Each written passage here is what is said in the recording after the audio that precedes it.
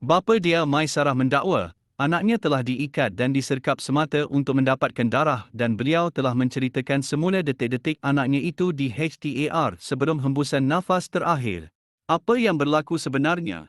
Kematian kanak-kanak perempuan berusia 10 tahun semasa menerima rawatan di Hospital Tengku Ampuan Rahimah, HTAR, Klang pada 9 Julai 2023 telah mengejutkan negara baru-baru ini. Akan tetapi, laporan susulan kematian dari pihak hospital yang mengatakan bahawa kanak-kanak itu, yang dikenali sebagai Dia Maisarah, meninggal dunia ketika dibawa ke hospital telah menyebabkan kes itu mendapat perhatian umum. Kerana, bapa Dia Maisarah iaitu Encik Bada, mendakwa bahawa anak perempuannya masih bernyawa ketika dia dibawa ke hospital dan semasa dia menunggu untuk dirawat. Bada juga berkata menerusi video di akaun TikTok M1Chai Official 77 bahawa anaknya meninggal dunia ketika sedang diikat kerana meronta sebab takut dicucuk untuk proses mengambil darah. Susulan kejadian itu, satu video lagi telah disiarkan pula di akaun TikTok Catloves, di mana bapa Dia Maisarah, Bada Hussein, menceritakan semula kronologi hari kejadian itu dari perspektifnya. Selain itu, beliau mendakwa lagi, kematian anaknya pada Ahad itu disebabkan oleh kecuaian pihak Hospital Tengku Ampuan Rahimah, HTAR, di Klang. Kronologi cerita dari Bada, dia menyatakan bahawa mula-mula beliau bercakap dengan isterinya melalui telefon mengenai kesihatan arwah anaknya yang semakin teruk. Kata beliau juga, sebenarnya begini, pada Ahad lalu, iaitu hari kejadian, lebih kurang jam 9 malam, isteri saya telefon dan pada ketika itu saya dekat pasar raya. Balik cepat, adik Maisarah ni dia macam tak berapa elok sikit lah.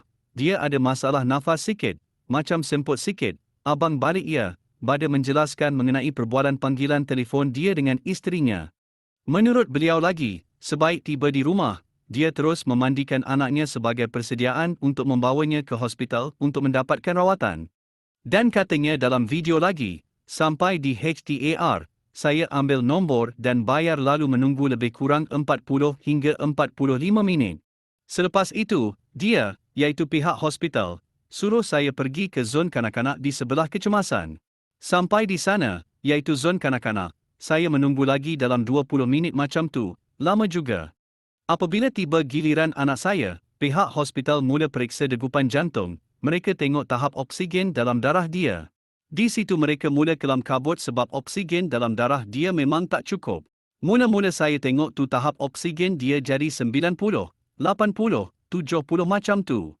Bada seterusnya mendakwa lagi, pihak hospital mula panik kerana keadaan kesihatan anaknya yang baru disedari semakin teruk dan terus meletakkan anaknya di atas katil untuk menjalankan rawatan susulan. Katanya, masa itu mereka ada juga berikan alat bantuan pernafasan, selepas itu mereka cuba ambil darah. Anak saya ni fobia sikit dengan jarum akibat selalu kena cucuk waktu kecil sebab penyakit kuning. Akibatnya dia meronta-ronta dan diikat. Sudahlah diikat, dia diserkap lagi, dipegang lagi semata-mata untuk mendapatkan darah. Dan dedahnya lagi, anak saya meronta-ronta terus dan meminta tolong daripada saya, ayah tolong lepaskan saya. Sehingga seorang doktor tu menyampuk dia kata, kalau kamu bekerjasama, kami tak akan buat macam tu ujarnya sambil mempersoalkan patut ke seorang doktor boleh cakap macam tu. Dalam keadaan anak saya diikat. Bagaimanapun, Bada mendakwa degupan jantung anaknya itu berhenti selepas pihak hospital berulang kali memaksanya semasa ingin mengambil darah. Dan kemudiannya, Bada disuruh meninggalkan bilik rawatan, tetapi dia berkeras untuk masuk kembali. Dakwanya lagi, saya tengok monitor, anak saya memang dah tak ada, iaitu meninggal dunia. Tapi mereka berpura-pura buat itu, buat ini, konon-kononnya mereka bekerja. Sebenarnya anak saya dah lama meninggal. Sewaktu saya masih ada di dalam, masa diserkap tu, konon-konon ambil darah apa semua, di situ anak saya meninggal. Sehubungan kes berkenaan, pengarah HTAR Dr. Zulkarnain Moharawi menyatakan bahawa pihak hospital sedang menyiasat secara terperinci kes itu. Menurutnya lagi, pada 9 Julai 2023, pesakit dan bapanya memang telah hadir ke Jabatan Kecemasan dan Trauma HTAR. Dan jelasnya lagi, keadaan pesakit adalah lemah pada masa tersebut, dan pakar perubatan kecemasan telah memberikan rawatan sewajarnya yang diperlukan kanak-kanak itu, akan tetapi, dia tidak dapat diselamatkan. Susulan kematian Dia Maisarah itu juga, kini kes berkenaan sedang dalam siasatan oleh pihak berkuasa, Menurut Menteri Kesihatan, Dr. Zaliha Mustafa,